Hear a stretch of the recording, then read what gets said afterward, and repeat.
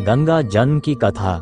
ऋषि विश्वामित्र ने कहा, वत्स राम, तुम्हारी ही अयोध्यापुरी में सगर नाम के एक राजा थे। वे पुत्रहीन थे। सगर की पटरानी का नाम केशिनी था, जो कि विदर्भ प्रांत के राजा की पुत्री थी। केशिनी रूपवती, धर्मात्मा और सत्यपरायण थी।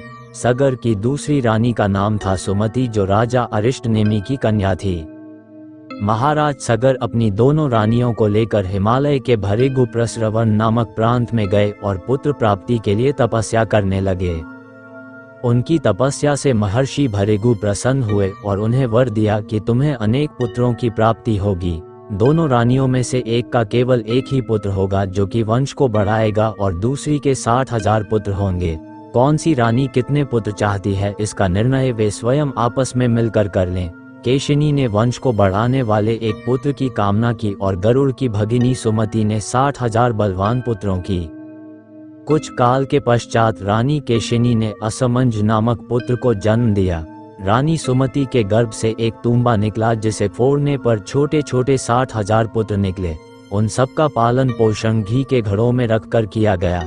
कालचक्र व्यतीत होते गया और सभी राजकुमार युवा हो गए।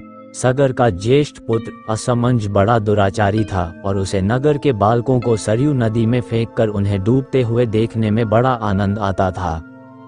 इस दुराचारी पुत्र से दुखी होकर सगर ने उसे अपने राज्य से निर्वासित कर दिया।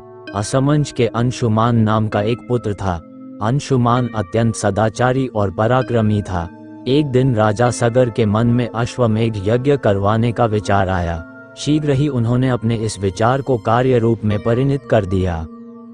राम ने ऋषि विश्वामित्र से कहा, गुरुदेव, मेरी रुचि अपने पूर्वज सगर की यज्ञ गाथा को विस्तार पूर्वक सुनने में है, अतः कृपा करके इस वृतांत को पूरा सुनाइए। राम के इस प्रकार से जिज्ञासा व्यक्त करने पर ऋषि विश्वामित्र प्रसन्न होकर कहने लगे, राजा सगर ने हिमालय एवं विंध्याचल के बीच की हरितमायुक्त भूमि पर एक विशाल यज्ञ मंडप का निर्माण करवाया। फिर अश्वमेघ यज्ञ के लिए श्यामकर्ण घोड़ा छोड़कर उसकी रक्षा के लिए पराक्रमी अंशुमान को सेना के साथ उसके पीछे पीछे भेज दिया। यज्ञ की संभावित सफलता के परिणाम की आशंका से भयभीत होकर इंद्र ने एक राक्षस का रूप धारण किया और उस घोड़े को चुरा लिया। घोड़े की चोरी की सूचना पाकर सगर ने अपने 60,000 पुत्रों को आज्ञा दी कि घोड़ा चुराने वाले को पकड़कर या मारकर घोड़ा वापस लाओ। पूरी पृथ्वी में खोजने पर भी जब घोड़ा नहीं मिला तो इस आशंका से कि किसी ने घोड़े को तहखाने में न छुपा रखा हो, सगर के पुत्रों ने संपूर्ण पृथ्वी को खोदना आरंभ कर दिया।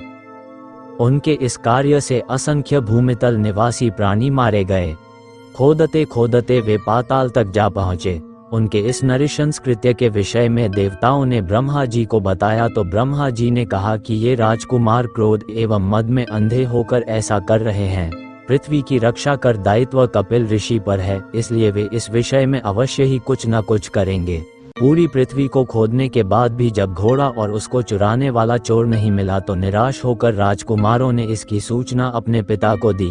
क्रुद्ध सगर ने आदेश दिया कि घोड़े को पाताल में जाकर ढूंढो। पाताल में घोड़े को खोजते खोजते वे सनातन वसुदेव कपिल के आश्रम में पहुंच गए। उन्होंने देखा कपिल देव तपस्या में लीन है और उन्हीं के पास यज्ञ का वह घोड़ा बंधा हुआ है।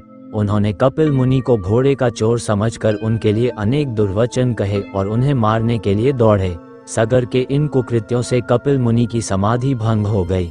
उन्होंने क्रुद्ध होकर सगर के उन सब पुत्रों को भस्म कर दिया।